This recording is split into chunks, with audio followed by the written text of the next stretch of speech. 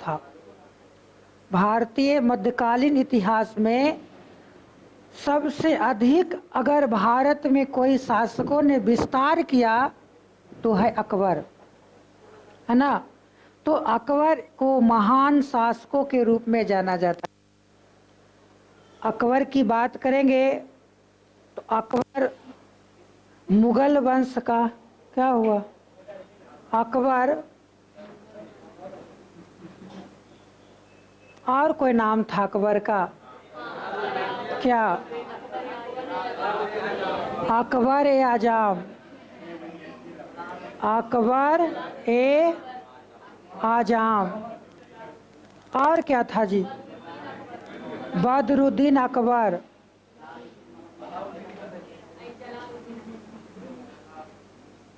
और क्या था? जलालुद्दीन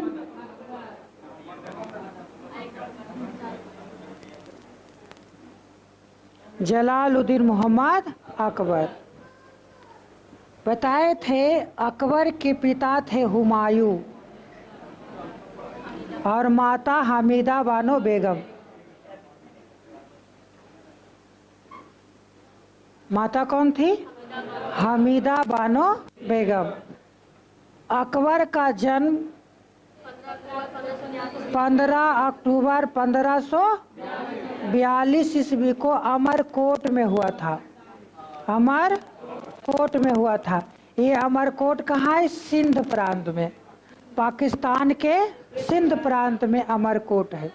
क्या होता है कि 1556 ईस्वी में हुमायूं की मृत्यु हो जाती है। 1556 ईस्वी में हुमायूं की मृत्यु हो जाती है। उस समय अकबर कहाँ होता है? पंजाब में। पंजाब के जगह था कालानौर। कहाँ था? कालानौर। अब अकबर के संरक्षक था बैरम खां। बैरम खां, अकबर के संरक्षक बैरम खां। बैरम खां ने ही 1556 ईस्वी में हुमायूं की मृत्यु के बाद अकबर को ईंटे का सिंहासन बनाकर राज्याभिषेक करवाया था। और जब अकबर का राज्याभिषेक हुआ तो वो अकबर का एज मात्र 13 वर्ष था। 13 वर्ष की अवस्था में अकबर मुगल बादशाह बनता है। क्वेश्चन कई बार पूछे जाते हैं कि अकबर कितने वर्ष की अवस्था में मुगल बादशाह बना था? तो मात्र 13 वर्ष की अवस्था में मुगल बादशाह बना था। लेकिन बादशाह बनने के पश्चात ये 4 वर्षों तक बैरम खां के संरक्षण में शासन किया। कितने वर्ष? 4 वर्ष। कहेंगे 1556 से लेकर 1560 ईस्वी तक बैरम खां के संरक्षण में अकबर ने शासन किया। और बैरम खां के संरक्षण में शासन किया और इस समय सबसे ज्यादा विस्तार किया। कहा जाता है कि 1556 ईस्वी में पानीपत की दूसरी लड़ाई हुई। पानीपत की दूसरी लड़ाई हुई और ये लड़ाई हुआ था बैरम खां और हेमू के बीच। बैरम खां और हेमू, क्योंकि इस समय अकबर मात्र 13 वर्ष का था। ये बैरम खां के संरक्षण में था। क्या हुआ?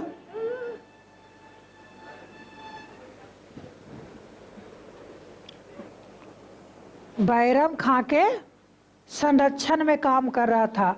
तो इस कारण से कहेंगे पानीपत की जो लड़ाई हुई थी वो किसके किसके बीच हुआ था? बैरम खां और हेमू के बीच हुआ था। अरे राजा तो अकबर ही न था जी। राजा अकबर था, लेकिन उसके ओर से लड़ा कौन था? तो बैरम खां लड़ा था। कौन लड़ा था? बैरम खां। खाया नहीं है ना कुछ? हो खा लिया, ठीक।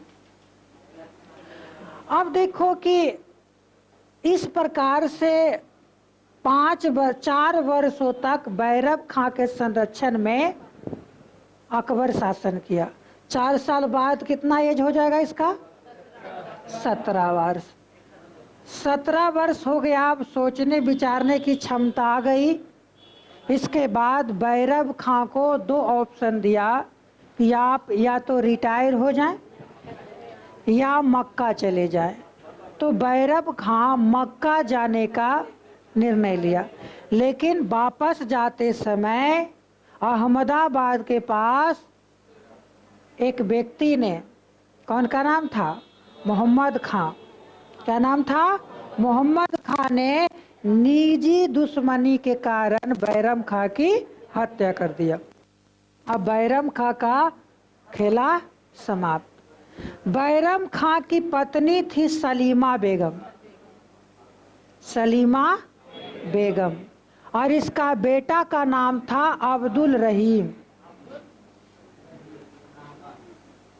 अब्दुल रहीम किसका बेटा? बैरम खां का बेटा। पत्नी थी सलीमा बेगम और बेटा था अब्दुल रहीम। सलीमा बेगम से अकबर ने विवाह कर लिया। सलीमा बेगम से अकबर ने विवाह कर लिया और अब्दुल रहीम को उसने अपने बेटे के तरह पालन पोषण किया और आगे चलकर इसने खान ए खाना के लड़का, बाद में इसने खान ए खाना की उपाधि दिया और अकबर के 9 रत्नों में से एक रत्न था अब्दुल रहीम खान ए खाना। पूरा नाम क्या था? अब्दुल रहीम खान ए खाना। किसके बेटा था? बैरम खां के बेटा था। बैरम खां कौन था? अकबर के संरक्षक था और अकबर जब बच्चा था तो उसका सेनापति था। इसके साथ हुमायूं का भी सेनापति था। हुमायूं अगर दोबारा मुगल वंश का ताज पहनता है तो उसका श्रेय बैरम खां को जाता है। इस कारण से बैरम खां को अकबर खान दादा के नाम से पुकारता था। के अकबर। अब बैरम खां की मृत्यु हो गई या हत्या हो गई, मृत्यु हो गई, एक ही बात नहीं जी, है ना? बतियाई सेम डिफरेंट इज तनी मनी। अब बैरम खां की हत्या के बाद जब 17 वर्ष का एज हो गया अकबर का, तो इसकी एक धाई माँ थी। धाई माँ समझता है? यानी एक इतिहास में महाभारत रामायण में जानता होगा, जो मांग किया था, कई को बोला था कि अपने बेटे के लिए राजपाट मांगो और राम के लिए वनवास मांगो। क्या नाम था जी? मंथरा। मंथरा। वो मंथरा जो थी वो भरत का धाई माँ थी। धाई मतलब उसका पोटी साफ करने वाला स्पेशल आदमी, यानी सारा उसका काम करने वाला, उसको धाई माँ कहते हैं। क्योंकि पहले या अभी भी कुछ बड़े बड़े व्यक्ति होते हैं, पैसे से धनी होते हैं, तो अपने बच्चे का सारा काम वो नहीं करता, वो नौकर रखता है। तो उस नौकर जो उसका सारा काम करता है, उसको खिलाना नहलाना जो भी काम, उसको क्या कहते हैं? धाई माँ कहते हैं। तो अकबर का धाई माँ था महाअनंगा।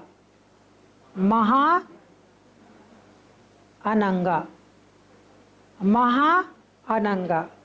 कुछ दिनों तक महाअनंगा के संरक्षण में अकबर शासन किया।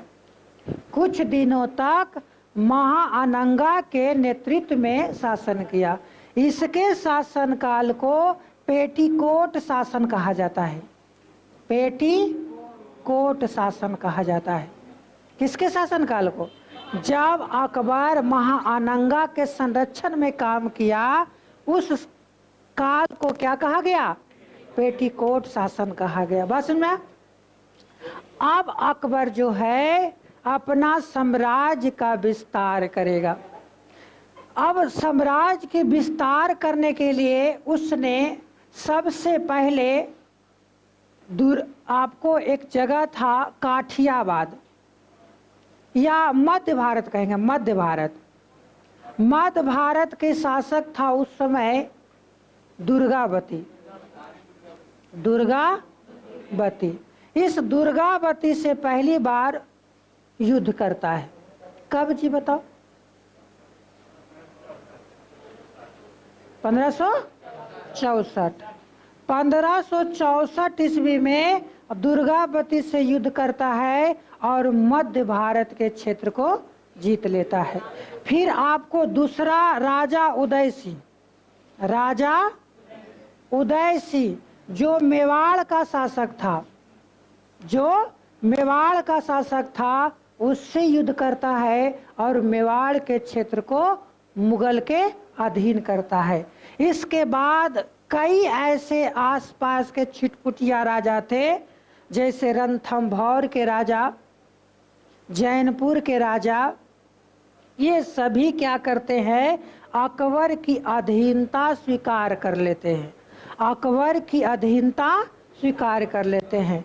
क्या होता है? 1573 ईस्वी में ये गुजरात पर आक्रमण करता है। कहाँ? गुजरात पर आक्रमण करता है। और जब गुजरात पर आक्रमण करता है तो ये पहली बार समुद्र देखा था। क्वेश्चन आएगा कि अकबर पहली बार समुद्र तट पर कब पहुंचा? तो गुजरात अभियान के दौरान। और जब गुजरात जीत गया और जीत कर वापस आया तो एक जगह है फतेहपुर सीकरी। फतेहपुर सीकरी, इस फतेहपुर सीकरी में बुलंद दरवाजा का निर्माण करवाया। क्वेश्चन आएगा कि सबसे बड़ा दरवाजा बुलंद दरवाजा क्या? उस समय जमाल खां उस समय शासन था, जमाल खां, है ना। तो फतेहपुर सीकरी में क्या किया? इसने बुलंद दरवाजा का निर्माण किया। इस प्रकार से अकबर ने बहुत भारत के अधिकांश क्षेत्रों में उसने अधिकार कर लिया। कहा जाता है 1591 ईस्वी में इसने खान देश को जीता। खान देश महाराष्ट्र को कहते हैं। खान देश को जीता और इसके बाद ही वो बीमार रहने लगा और 1605 ईस्वी में इस 4 से बीमार रहने लगा और 5 में इसकी मृत्यु हो गई। 1605 में मृत्यु हो गई। इसके स्थान पर इसका बेटा क्या लेगा? वो क्या लेगा? जाओ ले लो, जाओ ना, जाओ खेलो, जाओ।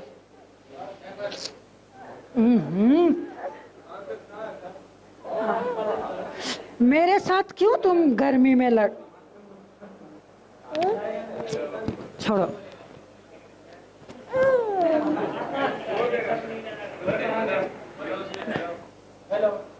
देख रहा है तुम सब हंस रहा है तुम पर कि गो इतना बड़ा हो गया है। 2 साल 3 महीना। अच्छा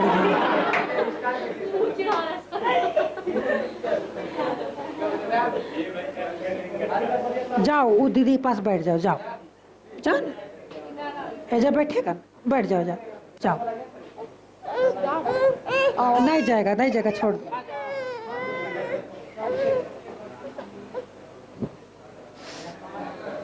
मेरे साथ ही गर्मी में क्यों सड़ रहा है? जाओ मम्मा ही चल जाओ। अब मम्मा ला के दे। 5 रुपए लो तुम हमसे, लो 5 रुपया, लो 5 रुपये, जाओ। देखना बाहर खाली खड़ी रहो, अपने लेके आ जाएगा।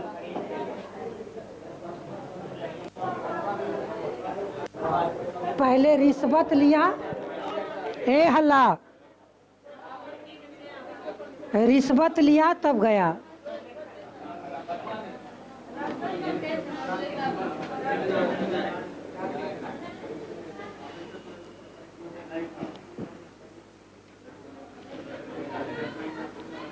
ये बारिश हो गया तब हो गए, हड़क, चलो कोई बात नहीं।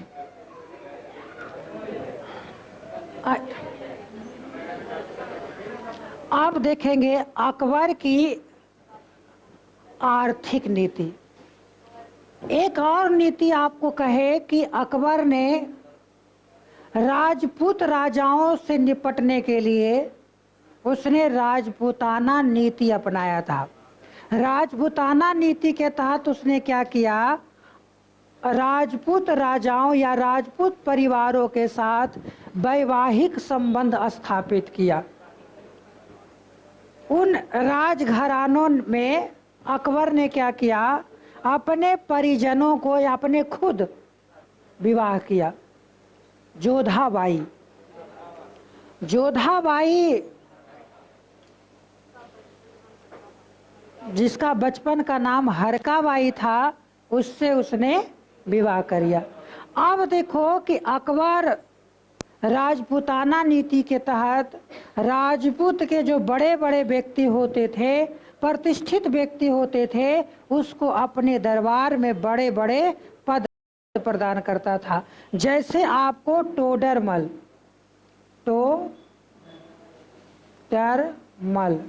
टोडरमल, बीरबल,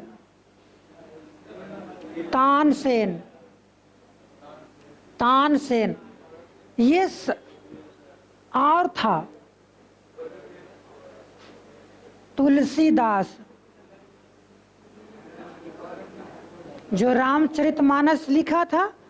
तो ये सभी लोगों को अपने दरबार में रखा था के अकबर।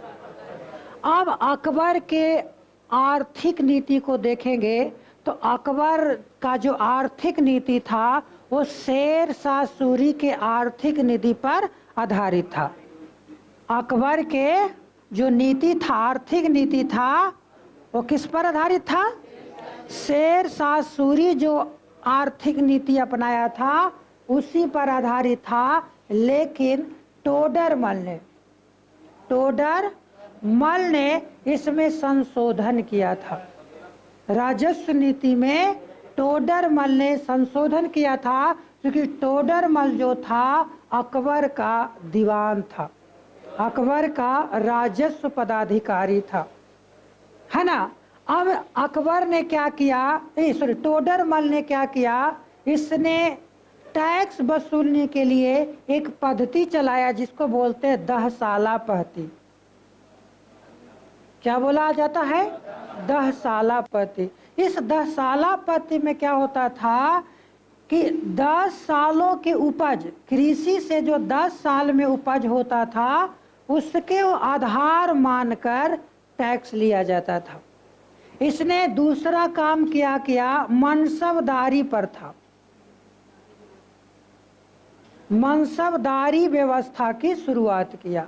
मनसबदारी व्यवस्था क्या होता है? तो यह एक प्रशासनिक एवं सैन्य संगठन था।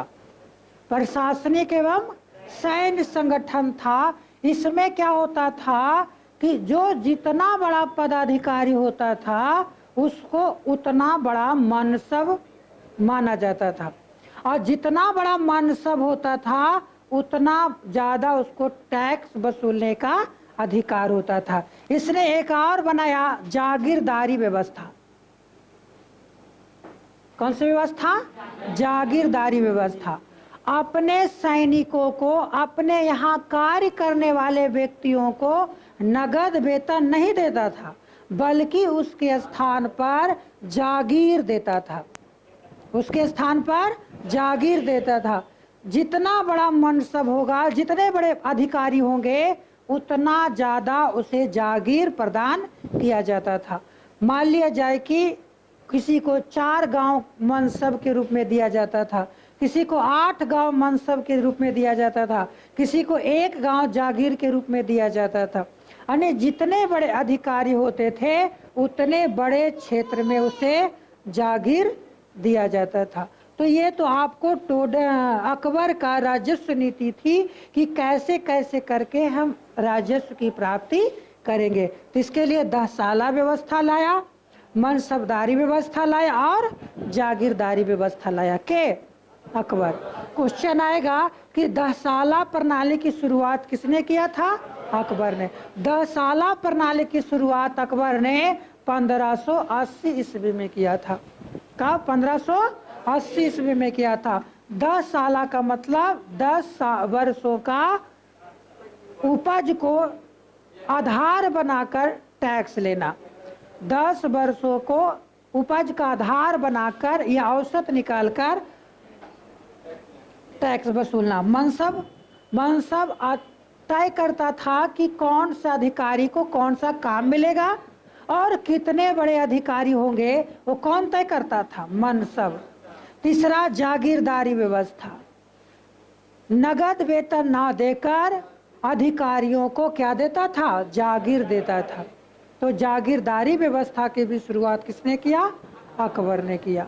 अब इसके बाद अकबर ने सामाजिक एवं धार्मिक सुधार भी किया।